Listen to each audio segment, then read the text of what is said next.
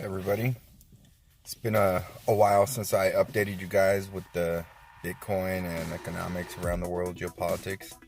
Um, I've been busy. As you guys, some of you guys know that I was on vacation in Mexico, and it takes a while to get back into the game. Trading is difficult, investing is difficult. You have to kind of be reading the market's pulse. So, for me specifically, with everything I have going it takes about a week to basically get my grip on that pulse and see what's going on. As I am a short-term trader, I do day trading and sometimes real short-term swing trading on top of my positions and my investing, which is different. It's a different animal all around. Yeah, so I just wanted to come on here and update you guys with mainly the what I saw economic wise in Mexico compared to 2 years ago, and what I see here in the U.S. because I am tapped into everything that's going on here because I'm a trader. I was looking and comparing, and a lot of the things that I saw was basically that our standard of living, of course, in bigger cities in Mexico, not the rural small towns. The bigger cities are becoming pretty equivalent to U.S. cities when it comes to job opportunities, standard of living. Of course, some of the areas have poor air quality because of regulations and stuff, but because of the same lack of regulations, the construction industry, the business industry, it flows like water, guys. I'm telling you, something that takes 5 years here to build, and that would be a short amount of time. But 5 years down there, I'm telling you, in 1 year, the construction is almost finished. So within the last 2 years that I've been here in Las Vegas instead of there in Mexico, I've seen specifically Guadalajara, Mexico. I saw literally, I'm not joking, guys, like 8 to 10 new skyscrapers, brand new skyscrapers, 2 or 3 new malls, all high-end malls, and almost everybody has a newer car. It's very rare to see older vehicles in the nicer part of town, which was not the case back then. You still saw a combination. Not anymore. I don't know if it's because of the Uber drivers having access to newer vehicles because of the job, but it seems like everybody has at least a 2015 and newer car. I don't know if you can say the same here about the U.S. I know a lot of people are going into debt to get newer cars, but I still see a lot of older cars around. I myself have older cars. I don't like to have payments, and I like to work on my own cars. So if they go broke, I mean, if the cars break or anything goes wrong with them, the newer cars, they're extremely difficult to work on yourself. They're basically robots now. They're not really mechanical vehicles. They're electronic vehicles. Everything is run by motors and computers. No hydraulics, no mechanics, none of that stuff. So it's a lot more expensive and more difficult to maintain a car like that. Why I kind of stay away from buying a newer car. And if I do, it will most likely be a more basic type of car, because right now I'm in asset accumulation mode. And as we all know, hopefully you know, vehicles aren't assets, they're liabilities. So yeah, there's an abundance of newer vehicles, construction, business activity going on in Mexico. And I mean, if I compare it to Las Vegas alone, let's not say the rest of the country. I'm not an expert in the rest of the country, but Las Vegas alone, they have construction. There's a business going on here. But even here, being a low tax or no tax, low regulation state, it's still slow compared to what's going on in Mexico.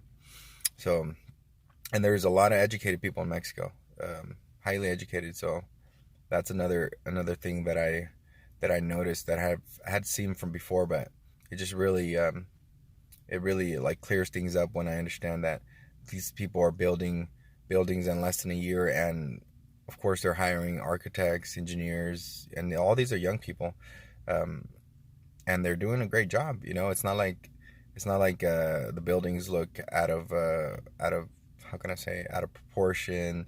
They don't have they don't have so yeah, I just, it's a comparison, because I do tend to invest in the Latin American market. I like to use, as most traders and investors use, Mexico as a proxy to the economic health, short term to medium term, of Latin American markets. Besides that, the other thing I wanted to mention was the idea that, I think Max Kaiser was talking about this, that Argentina and some Chilean communities, and specifically Argentina, because of the history that they have with the currency collapse and all kinds of monetary issues. Um, if you want to see how Bitcoin is being used, how it is being used as a tool to help, if you want to see how it's being used as a tool and how it's helping the people down there, just look at Venezuela, look at Argentina, look at some Southeast Asian countries that are, even China. For a while, they were kind of like forward thinking, uh, because of the need that they had to take out so much value out of China because of their restrictive policies, monetary restrictive policies. And that's it. You don't need a better example than those main big countries.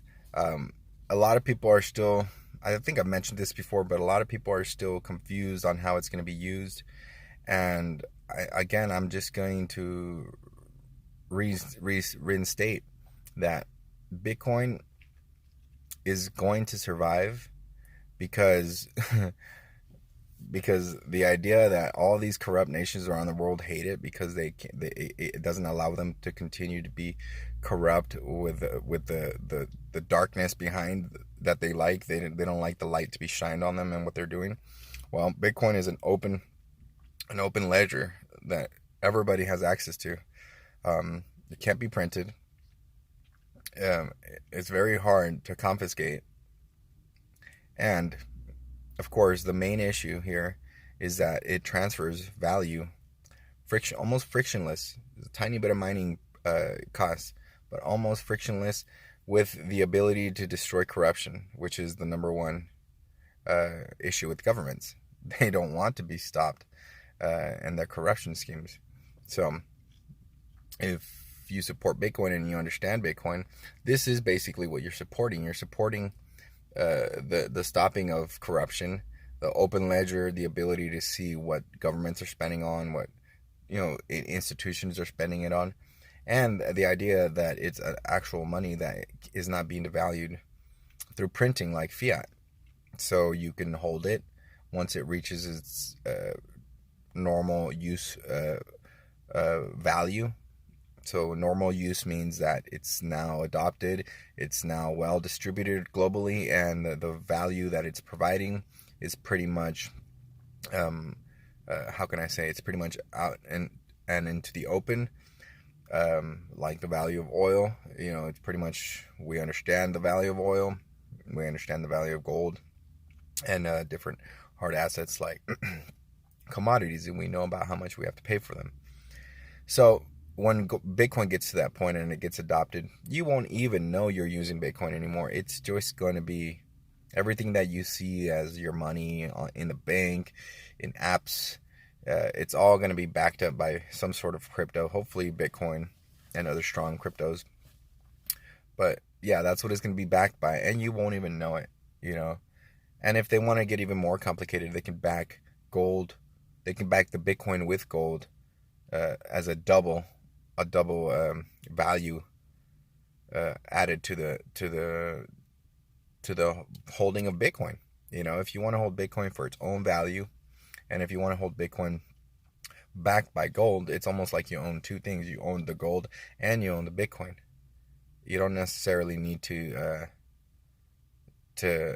hold both. You just have to have the Bitcoin backed by the gold, if that's what you want. Some people are comfortable with just Bitcoin by itself and its natural strengths. But I don't want to keep rambling on about this. I just wanted to, if you were still confused, if you needed a little reminder of why Bitcoin, why the value of Bitcoin, then, there you go.